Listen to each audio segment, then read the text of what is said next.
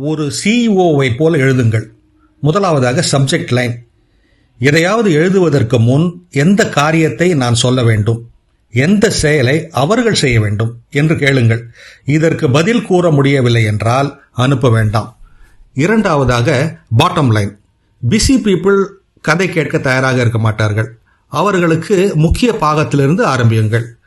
மூன்றாவதாக cut the fluff. High level எக்ஸிக்யூட்டிவ்ஸாக இருப்பவர்கள் வேர்டி இமெயில் வாசிக்க மாட்டார்கள். அவர்களுக்கு எழுதும்போது I think, just, wanted to போன்ற வார்த்தைகளை தவிருங்கள். We should move forward. The results show 20% increase போன்ற வார்த்தைகளை பயன்படுத்துங்கள். நான்காவதாக நேரடியாக, கடினமாக அல்ல. சிறந்த தலைவர்கள் தெளிவாக உரையாடுவார்கள். Let's move forward with this approach. Thoughts. இந்த அணுகுமுறை பயன்படும் என்று நினைக்கிறேன். உங்கள் கருத்து? இது போல. ஐந்தாவதாக எப்பொழுதும் தெளிவான கேள்வியுடன் முடியுங்கள். Can you approve this by Thursday?